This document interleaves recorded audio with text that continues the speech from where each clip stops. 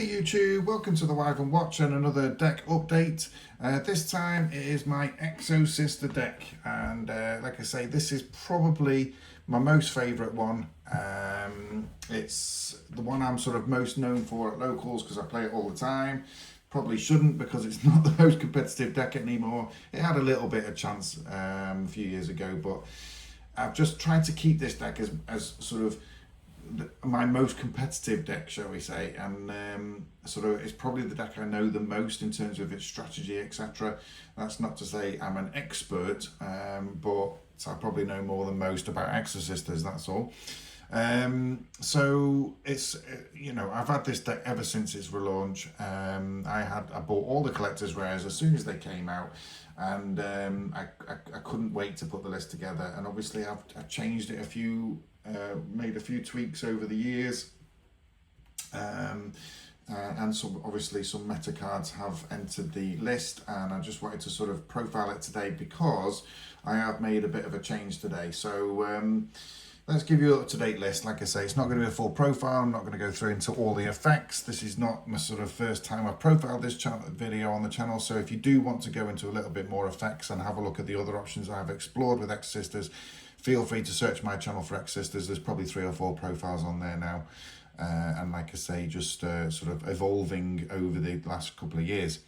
But enough waffle. So let's get straight on with it. The list has changed a little bit, and I'm going to try and explain that as and when we sort of come across the changes. But the first card, of course, and always probably will be, is Exosister Martha. So she's absolutely, she came in a little bit later once the first wave came out, and she absolutely put the deck on the map. I did actually build this deck prior to having Martha. But it wasn't quite as sort of consistent, shall we say. So Martha really put us on the map. A beautiful looking card. I've got them in the Starlight rares. We'll probably never get rid of them. But absolutely love this card. Absolutely must at 3. The other must, in my opinion, is at 3. That is Exosister Ellis. Because she's searchable by 2 of the, well, she's twinned up. I call them twinned because each of the monsters are twinned up with each other. So Ellis is twinned with Stella as well as Martha. You go through your Ellises quite quickly whilst you start playing, so you really need 3 of those as well. Now, so most lists tend to knock the next 3 monsters down a little bit in terms of numbers, mainly because they're trying to squeeze hand traps in, or some of the spirit monsters in. I've gone for still 3 Stellas. Now there's a reason for 3 Stellas, and also the 3 Sophias that's coming up in a minute.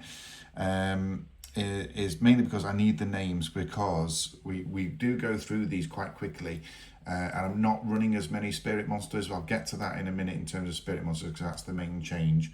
But Exosister Stella, really good one. Obviously it can special summon from your hand. It's one of the enablers. It's light, it's level 4, it's got everything going for it. And like I say, rather controversially, I'm also running the 3 Sophia. Now Sophia is not the quickest card in the world, because it does rely on having another one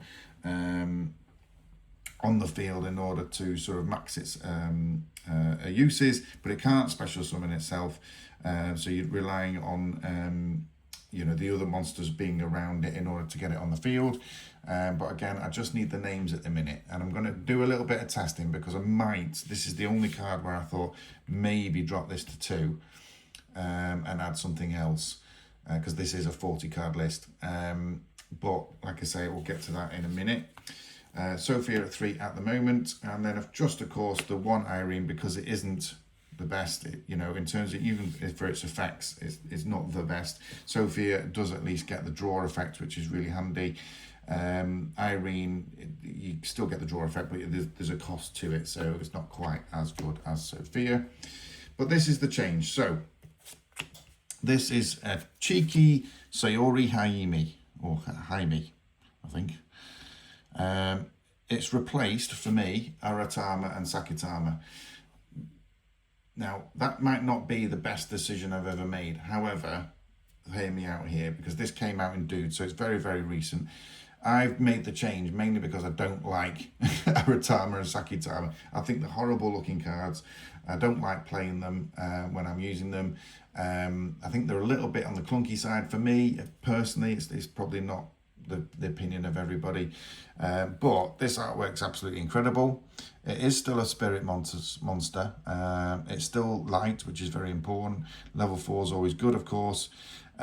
We need it to be level 4, but cannot be special summoned, which is the same as any spirit monsters, of course. Once per turn during the end phase, if this card was normal summoned or flipped face up this turn, return the card to the hand, which is the same, and that's obviously what makes it a spirit monster. You can only use each of the following effects of a cheat key once per turn. If you control a monster with 800 attack or defense, and this card is in your hand, you can immediately, after the effect resolves, normal summon this card. So yeah, it does still require you to have one of the Exosister monsters on the field. Now, the 800 attack and defense, I had to double check that, but every single main deck Exosister monster has 800 defense. So I can actually use it with any of the Exosister monsters. Plus, I can also use it with Cas Patel, who's also got 800 defense. So it can, I think that will be quite good. And then obviously, when this card, if this card is normal summon, I can add one level 4 light or dark monster with 800 attack or defense from deck to hand, which essentially means I can search any of my Exosister monsters. Brilliant. So that's exactly what I need. And like I say, I think it's better than Aratama and Sakitama, but I'll let you be the judge of that. Feel free to comment in the section below, but I've gone for that as a straightforward replacement for the 2 spirit uglies. Right, I'll rattle through the rest of it. There was another earlier change. Obviously, we're still paying the 3 packs. Quick play, cost of 800, get any card you want basically, and it can also special summon one if you really want it to. No-brainer for any Exosister deck list. We're also playing the 7th Tachyon. So this is a newer addition to the deck. I actually can't remember whether I had this on my last profile or not. I probably did. But just in case you're not familiar, it's reveal one number XYZ monster in the extra deck that has a number between 101 and 107 in its name, and add one monster from your deck to your hand with the same type or attribute as that monster and the same level as that monster's rank. So it just so happens that there is a monster in the extra deck, number 104 Masquerade, which of course is a spellcaster, light, and rank 4, and number 104, which means of course it qualifies. And this card will enable us to search any of the Exosister monsters from the deck. So once you've done that, of course, then place one card from your hand on the top of the deck. Also, for the rest of the turn, after this card resolves, you cannot special summon monsters from the extra deck. It's say XYZ cards. So it locks you into XYZ, but again, that isn't really big issue.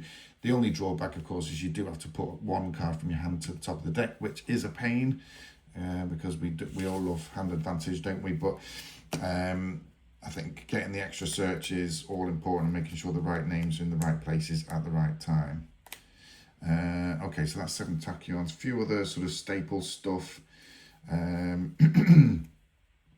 not going to go run too much into these, but there's 2 triple tactics thrust, 1 pot of prosperity, 1 call by the grave. I'm still playing the 1 Harpy's Feather Duster because I really like it, and I'm also still playing the 1 triple tactics talent. Obviously, a lot of these are locked to 1s anyway. But yeah, Harpy's Feather Duster. I know everyone doesn't want to play Harpy's Feather Duster, but I still really like it. Then we're playing a bunch of traps because we're relatively trap heavy in this lineup. So the Exosister lineup, we've still got the 2 Returnia and the 1 Vardis, all of course searchable via Michaelis, and easy to get hold of. So you don't need more than 1 Vardis really. You're probably only going to get its effect off once anyway. So yeah, just go for that. But I like the 2 Returnia because obviously you can search for one and hopefully get the second. Go for the second one in a if you need to in a second combo. But yeah, so that's the ratio I've gone for. That hasn't changed for a little while now. That I'm pretty happy with that now. I'm still playing the 3 impermanents, of course. Still very impactful part of the meta. I don't, not clearly, if there's something else that comes along that's a little bit better, then we'll have a look at it. The 3 evenly matched are basically my go-to for siding out, depending on the situation. But yeah, evenly matched I find very useful because we can build quite a devastating board very, very quickly. All Exosister stuff. So if we can get rid of the opponent's board first, that's absolutely fine with me. So yeah, I still like that, but obviously it does get sided out depending on the situation. I'll show you my side bet today as well. Just notice there's a hair in one of the sleeves, which I can't have. Okay, and the last trap is, of course, Dominus Purge. Really love the artwork on the Dominus cards. I really do. Yeah, I've got 2 play sets of Purge now. I've got 1 play set of Impulse and a play set of the new one, the Spirit. I'm not sure what I'm going to do with the newer one yet, but the Purge, love it. I think, like I say, the artwork's absolutely fantastic. Do love the Purge. It works with Exosister, of course, obviously, because it only locks out dark, water, and fire monsters, which we don't have any of, so that's absolutely fine. That's the main deck, like I say, 40 cards. We'll rattle through the extra deck as well. Don't think there's anything too suspect in here. So I'm still playing the 2 Magnifica just so you can do the combo twice. No need for a third, really. Always play the 3 Mechanics because you absolutely rattle through these quite quickly. So there's 3 of those. Caspatel, part of the combo, you need 2 of them. Just as an options, you've got Gibbrine, which obviously can finish games off. 1 or Sophiel, Lock in the Grave. That's it for Exosister stuff. I believe there's new support coming for Exosister. I don't think there's going to be until next year, but there is some stuff coming, which is quite exciting. 104 Masquerade we talked about. We've got an Eclipse Twins as well, which I A, really like the artwork for, but B, quite fitting for the deck, so gone for one of those as well. We've still got the 104 Baguska. The Super Star Slayer Typhon Sky Crisis. I don't tend to go into these an awful lot, but they are options. And of course, Divine Arsehole, Double Zeus, and an SP Little Knight, just if you're not locked into XEs, of course. So those are the extra deck options. That hasn't changed, I don't think. And just to show you very quickly, the extra deck, side deck. I've got 3 Dark Ruler No Mores. I still think this is quite good, I don't know why people aren't really generally playing it, but I still like them personally. I've got option for each of the Exosister Arment and the Carpe Diem. I think, if there's a particular hand trap that's annoying me, or something, we can go for the Carpe Diem, see if we can get it, or we can search it anyway. So they're pretty good. Arment is just an option. It doesn't sort of come into play very often. I've still got the 3 dimensional barrier, depending on what we're coming up against. I've got 3 macro cosmos, which I really love going into. Obviously banishing everything as and when they've used it. I'm playing with Songs of the Dominators as well. So I've got a play set of those, and just the one that goes and match as well, just to give you the 15th card, because everything in my deck is light. That's it for the extra deck, guys. Let's keep the comments coming. I really want to hear what you think. What you think of my latest build of Exosisters. I want to know specifically what you think of the Spirit Monster. If you're not keen, please do let me know as why, because I think it's absolutely super. But put in the comments, and if you like the idea and if you think you might add it to your list, do tell me as well, because that obviously helps people out thinking that actually that might be a good idea for an Exosister list. Thank you once again for tuning in for another profile, and we'll see you for the next one. Cheers, guys. Bye bye.